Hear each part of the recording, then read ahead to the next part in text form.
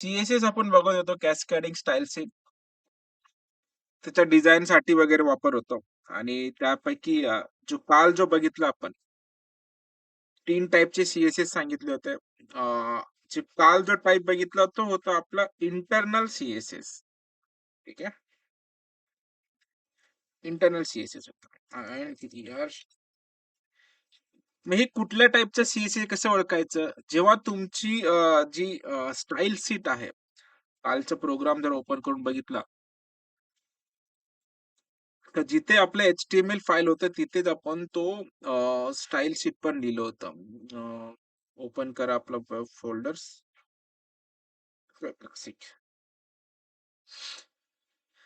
जिथे आपले एच-टी-एम-एल चे सगळे टॅग्स वगैरे होते, त्याच ठिकाणी आपण काय लिहिलेलं होतं, हे स्टाईल टॅग लिहिलं होतं.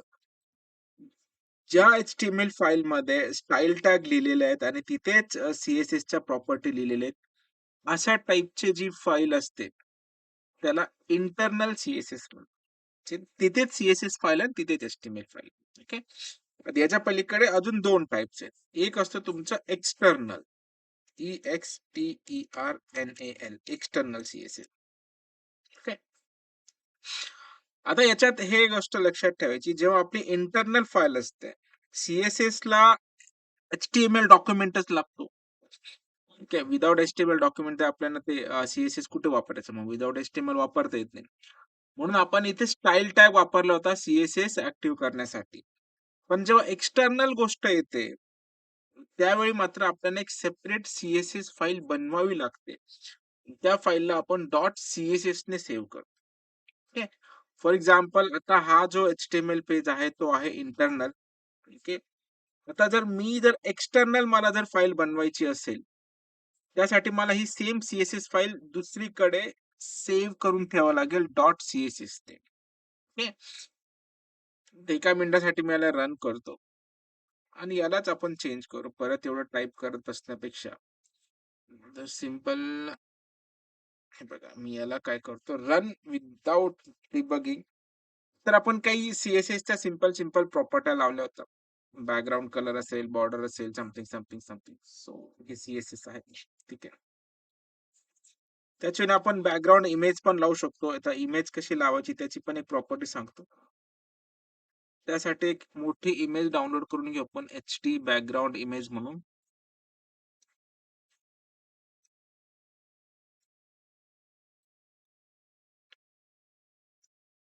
एचडी बॅकग्राऊंड इमेज कुठला एक इमेज डाउनलोड करून घ्या. पण ते एचडी म्हणतात, पण डाउनलोड ते एचडी होत नाही, छोटेच होतात.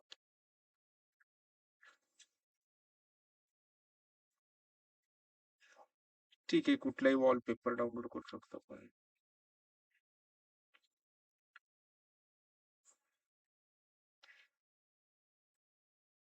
डाउनलोड होईल का ते? फ्री पण डाउनलोड नाही करत आहे, पेड आहे. ठीक आहे, असू द्या, काय प्रॉब्लेम नाही.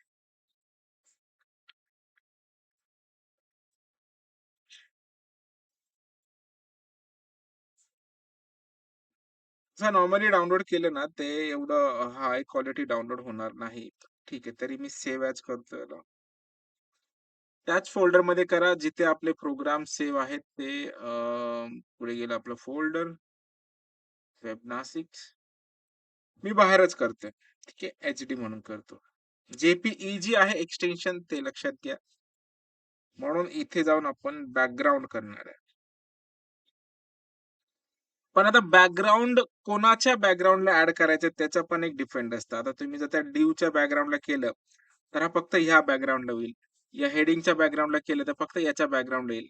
आपल्याला बॅकग्राऊंड इमेज ऍड करायची पूर्ण डॉक्युमेंटला, म्हणून मी इथे डायरेक्टली बॉडी टॅग वापरतो, BODY.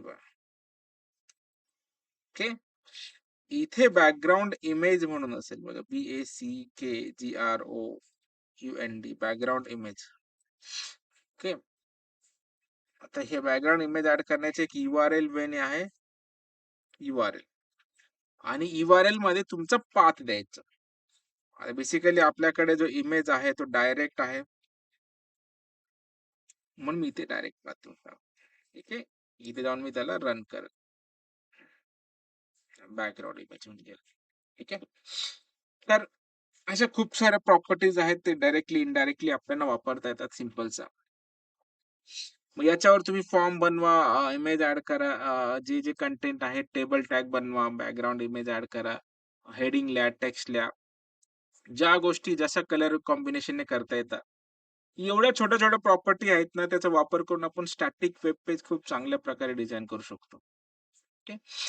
पण सध्या आपण फक्त एक बॅकग्राऊंड इमेज ॲड केलंय. तर सध्या ही पण गोष्ट आपण इंटरनल नेच केली आहे. आता मी एक्सटर्नल सांगतो. एक्सटर्नल वापरायचा असेल, तर हा जो तुम्ही इथल्या इथे लिहिलेला आहे, तो दुसरीकडे लिहावा लागेल. तर मी त्यासाठी काय करतो, या फाईलला डिस्टर्ब करत नाही. मी नवीन फाईल घेतो इथे. ठीक आहे. त्याला एक्सटर्नल डेमो डॉट HTML म्हणतो. ठीक आहे. पण मी कॉपी करताना हा कोड ॲज इट इज इथे कॉपी करतो. एक्सटर्नल मध्ये सुद्धा. ठीक आहे. फक्त चेंज काय करेल, जो फाईल मी तिकडे लिहिलेला आहे, तो फाईल कॉपी करून मी ठेवेल दुसरीकडे. याचा जो पार्ट आहे स्टाईल ट्रॅक मधला, सगळा मी इथून कट करतोय. बघा मी काय करतोय. कट केलं. आता ह्या फाईलला जर आपण रन केलं नॉर्मली, तर सिंपल ॲज युजुअल जे आपलं रेग्युलर HTML पेज आहे तसंच वर्क होईल.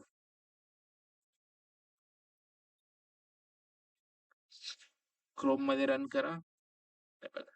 ठीक आहे. आता आपण एक फाईल बनणार आहे. मग आता क्वेश्चन असा पण असतो की इंटरनल कधी वापरायचा, एक्सटर्नल कधी वापरायचा.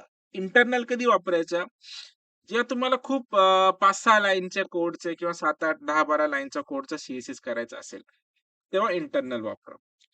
बट खूप मोठी फाईल आहे, 100-150 लाईनचा लिहायचा आहे. मग त्यावेळी तो कोड इथेच नका लिहू. खूप खिचडी तयार होते किंवा खूप स्पेस जातो. मग अशा वेळी खूप जास्त असेल तर आपल्याला एक सेपरेट फाईल बनवून घ्यायची असते. सपोज मी ext.css नावाने ती फाईल बनवायची. हे बघा असा हॅश सिम्बॉल आला पाहिजे. मग तो इथे लिहायचा. ओके. फाईलमध्ये टॅग लिहिताना तो स्टाईल टॅग नाही द्यायचा. कारण हा एक पूर्णपणे साठीच फाईल बनलेली आहे. मग इथे ॲज युजुअल जे आपण स्टाईल टॅग मध्ये लिहिले होते ते सगळे इथे चालतात. ठीक आहे. मग आता आपल्याला फक्त ह्या फाईलची लिंक जी आहे ती आपल्या इथे ऍड करावी लागते. मग त्यासाठी एक लिंक रिलेशन म्हणून आहे. लिंक नाव इथे REL स्टाईल सीट सिंटॅक्स बघून घ्यावं लागेल. आहे थांब. एक्सटर्नल CSS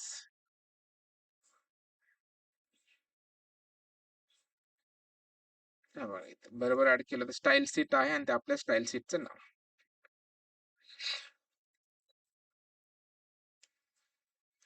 इथे जाणार मी ते कॉपी करून टाकेल. लिंक रिलेशनशिप HREF आपल्या चं नाव काय EXT म्हणून इथे काय देणार आपण EXT.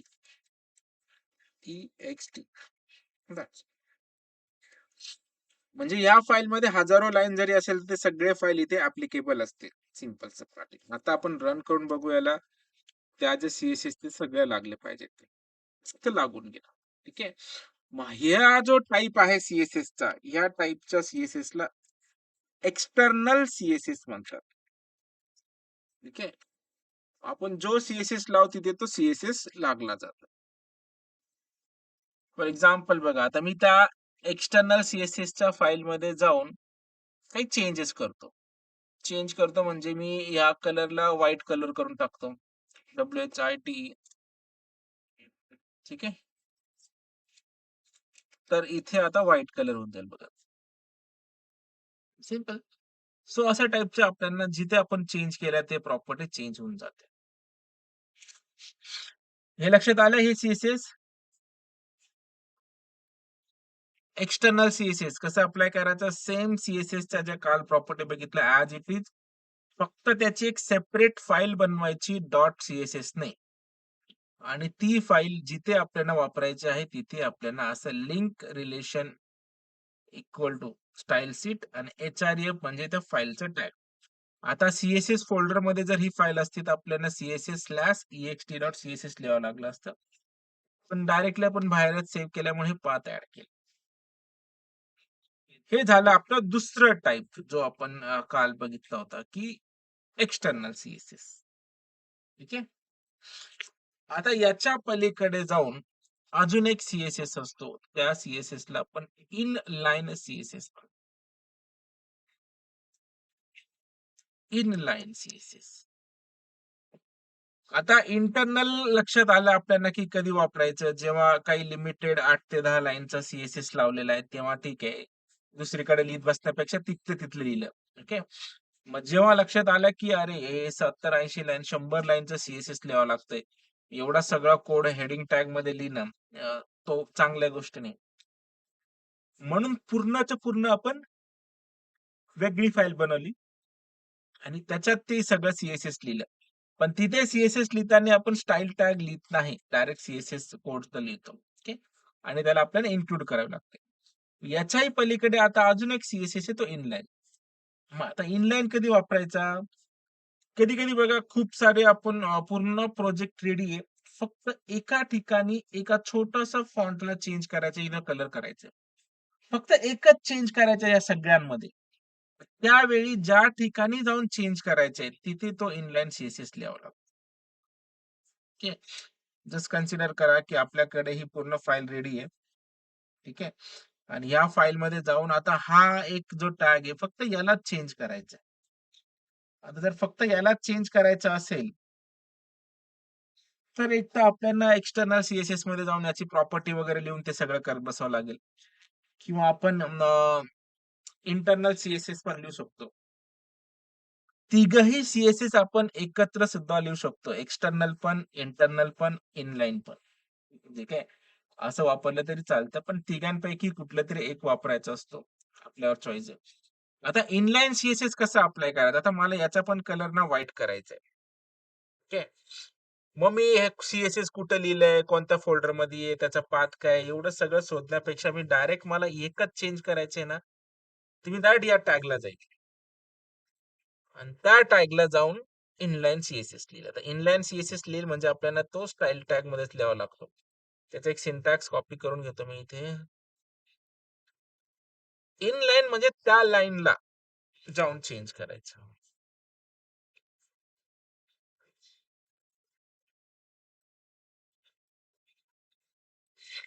हे बघा इथे असं.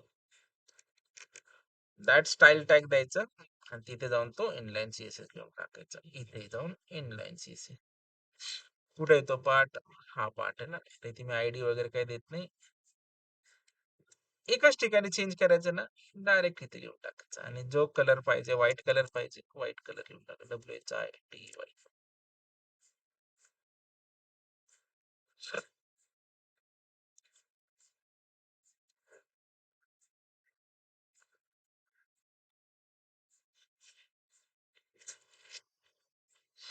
झाला बघा चेंज. हा झाला इनलाईन सी-एस-एस. याच्या पलीकडे कुठल्याच टाईपचा सी-एस-एस नाही. ओके. फक्त सी-एस-एसच्या 4-5 प्रॉपर्टी बघितल्या आणि आपल्याला बघा व्यवस्थित डिझाइन करता येते. मग इथे अजून पाहिजे त्या गोष्टी इथे मार्जिन लेफ्ट आहे, मार्जिन राइट आहे. इथे एक इमेज, इथे एक image, left, right, top, bottoms, proper एचटीएमएलचे लाइक फॉर्म टॅग वगैरे बनवता येईल, टेबल टॅग वगैरे बनवता येईल. व्यवस्थित आपल्याला एक व्यवस्थित डिझाइन करता येतं. मग ह्या डिझाइनची प्रॅक्टिस करून घ्यायची. नंतर मग याला आपल्याला डायनामिक करता येतं with the help of JavaScript. आता एवढं लक्षात आलंय का सगळ्या टाइपचे सी-एस-एस? कारण एक कॉमन पार्ट आहे. आता सगळ्या प्रॉपर्टी आपण करत नाही बसणार. तुम्हाला जे लागतं ते एवढ्यातच होऊन जाणार. फक्त जी प्रॉपर्टी लागेल ती शोधायची आणि कुठे जाऊन कसं अप्लाय करायचे ते तुम्हाला माहिती आहे. याच्यात काय डाऊट असेल तर विचारून घ्या.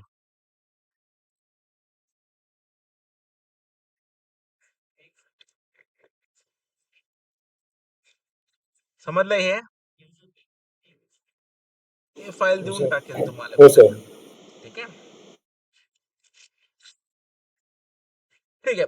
तर हे झाले 3 टाइपचे सी आता ह्या सगळ्यांचं कॉम्बिनेशन वापरून आपल्याला पाहिजे तसे स्टॅटिक पेज डिझाइन करता येतं. ओके.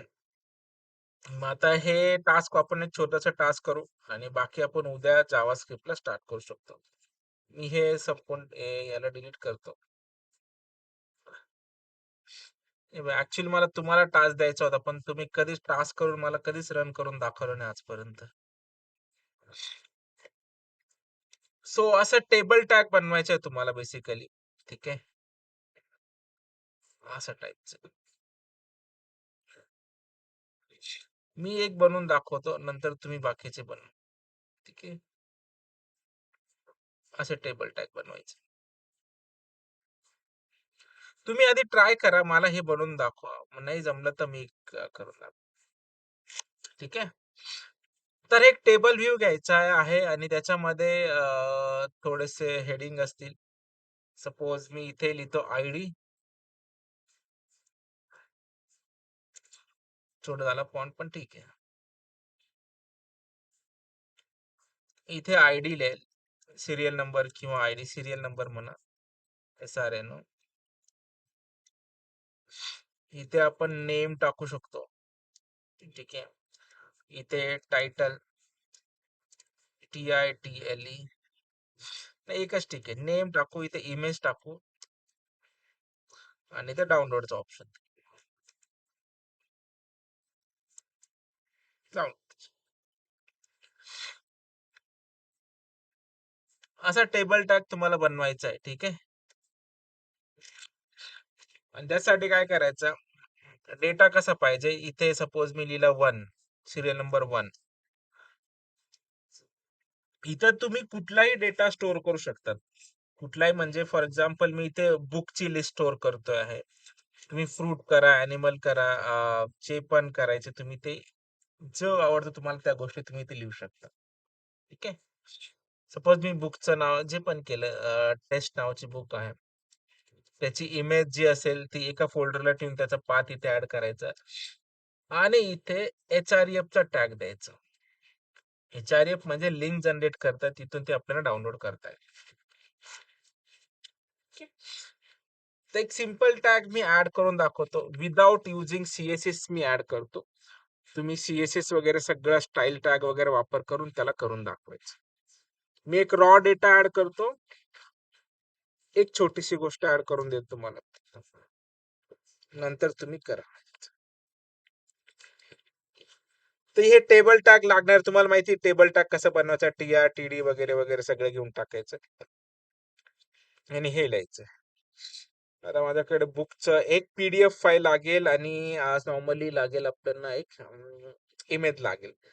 तर जे जे डेटा लागणार आहे ते एका फोल्डर मध्ये आणतो मी सगळ्यात अगोदर. एक बुकचं PDF लागेल, PDF फाईल. तर ठीक आहे, मी माझं कुठलं एक रिसिप्ट ओपन करतो. ठीक आहे, हे माझं LICचं आहे, ती रिसिप्ट ठेवतो. त्याला रिनेम करतो LIC. ऑलरेडी आहे HM बाईट. ठीक आहे. ही एक बुक आहे असं समजा, ही एक बुक आहे आणि आपण एक इमेज पण लागेल मला आणि इमेज हीच इमेज घेऊन टाकतो. ठीक आहे. तर जो जो डेटा लागतो, तुम्ही ऑनलाईनला एखादं बुक डाउनलोड करता, PDF डाउनलोड करता, म्हणजे ते डाउनलोड कसं करता ते तुम्हाला आता समजेल. बेसिकली जी पण गोष्ट तुम्ही डाउनलोड करणार आहे, ती कुठल्या ना कुठल्या फोल्डरमध्ये कुठे ना लोकेशनला ठेवलेली असते. फॉर एक्झाम्पल आता मी मी एक एक बनवून दाखवतो तुम्हाला, ते मल्टिपल बनवायचे. मी इथे बुक नावाचं फोल्डर बनवतो. ओके. आणि इमेज नावाचं फोल्डर तर ऑलरेडी आहेच. तुम्ही बुक मध्ये PDF फाईल ठेवतो. इमेज पण गेली का त्याच्यातच. ठीक आहे. इमेज इथून कट करून IMG च्या फोल्डर मध्ये ठेवतो. ठीक आहे. तर जेवढे तुमचे बुक असतील ते सगळे बुक्स याच्यात ठेवणार आहे आणि जेवढे इमेजेस असतील ते सगळे इमेजेस IMG फोल्डरमध्ये ठेवणार आहे. बस. आता आपला टेबल टॅग वापर करायचा. आपल्याला ते माहिती आहे. तर नवीन फाईल घेतो मी टेबल टॅग म्हणून फाईल, न्यू फाईल, त्याला बुक नावाने सेव्ह करतो book.html.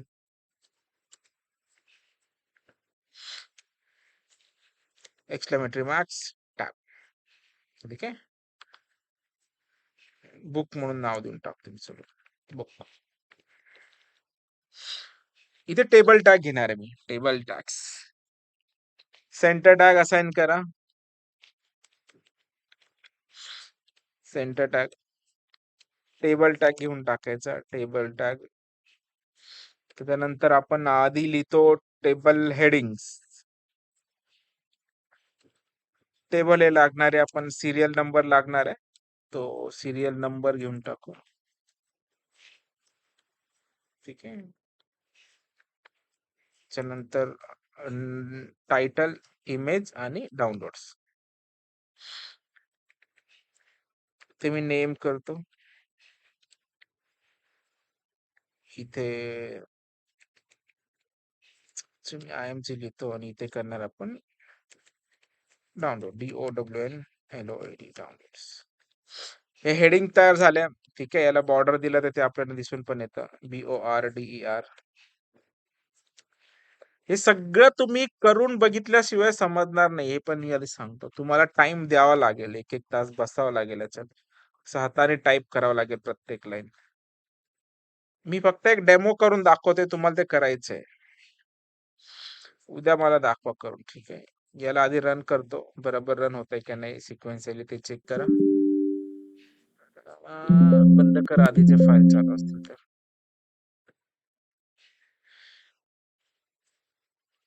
Run start without debugging Chrome. ठीक आहे. 4 गोष्टी लागत होत्या, 4 गोष्टी भेटल्या. आता याच्यामध्ये एक रो वाईज डेटा ऍड करायचा. मग आपण इथे काय लिहिणार आहे, टेबल रो, TR. ठीक आहे. त्याच्यामध्ये टेबल डेटा लिहितो, TD. पहिला डेटा 1 आहे. ठीक आहे. तो 1 लिहिला इथे.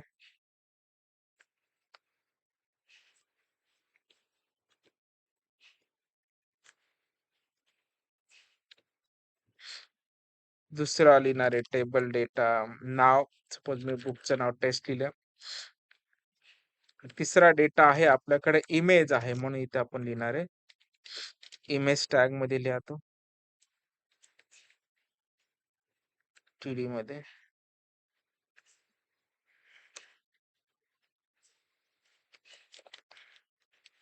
IMG SRC. सगळ्या इमेज आपण कुठे ठेवले, IMG नावाच्या फोल्डर मध्ये, UX.png. ठीक आहे. तर हा इमेज झाला.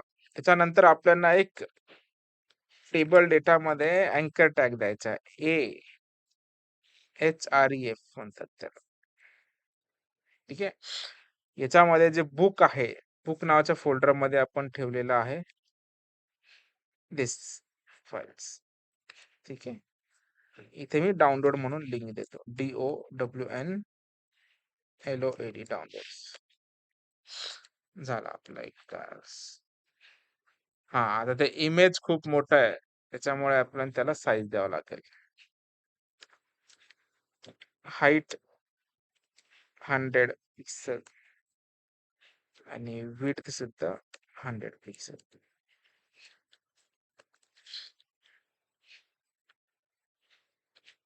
ठीक आहे. तर हे आलेलं आहे. सिंपल आता झाले. याला तुम्ही CSS वगैरे बॅकग्राऊंड कलर, हायलाइट बिलाइट ते सगळं करू शकतात. इथे बुकची इमेज आहे, मी याला डाउनलोड म्हटलं तर ते PDF ओपन होईल बघ. ठीक आहे. तर असे तुम्ही सगळे बुक ऑनलाईन डाउनलोड करून एका फोल्डरमध्ये ठेवू शकतात. तुमचे नोट्स असतील, जे पण असेल, आणि त्याला डाउनलोड म्हटलं की डाउनलोड होऊन जातं. जगातले सगळे जे वेब पेजेस आहेत ते असेच वर्क होतात बरं का.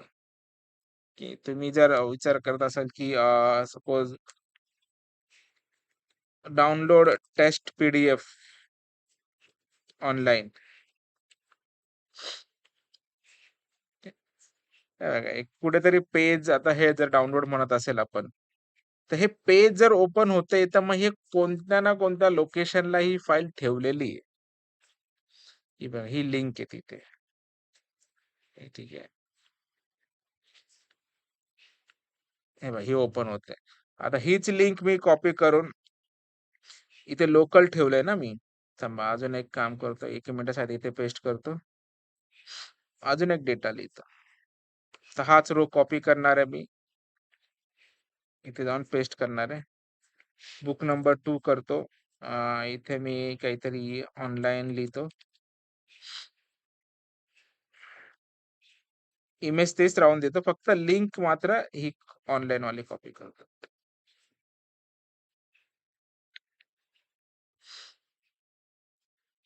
ठीक आहे. आपण ही लोकली ठेवली होती, पण आता ऑनलाईन वाली कॉपी करतो. ठीक आहे. याला क्लोज करा, याला क्लोज करा.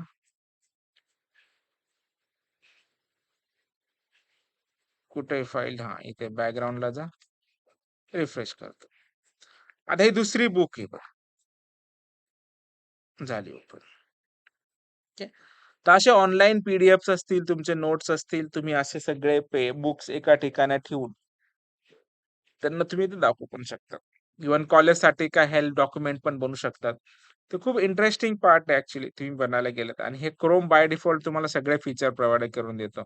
डाउनलोडिंगचा, प्रिंटिंगचा, सर्चचा, रोटेशनचा, झूम प्लस हे Chromeचे फीचर्स आहेत. ते ॲडिशनली तुम्हाला भेटून जातात. ठीक आहे. हे आलंय लक्षात? तर तुम्हाला असे काही पण तुम्ही बुक्स असतील, पी-डी-एफ्स असतील, ऑनलाईन ज्या गोष्टी असेल ते. आणि मेन म्हणजे इथे डाउनलोडिंग करताना तुम्ही जी फाईलचं लोकेशन ठेवाल ती डाउनलोड होते. म्हणजे व्ह्यू होते, ओपन होते. पी-डी-एफ आहे, एक्सेल आहे, वर्ड आहे, डझंट मॅटर. सगळ्या ओपन होऊन जातात. ठीक आहे. डाउनलोड करता म्हणजे त्या रूटपर्यंत तुम्ही पोहोचता. तिथून ते डाउनलोड्स होतं. समजलंय? तर सॅम्पल कोड तुम्हाला देतो, तेव्हा तुम्ही त्याला ट्राय करून बघा आणि हे आता सी-एस-एस तिन्ही टाइपचे तुम्ही प्रॅक्टिस करा.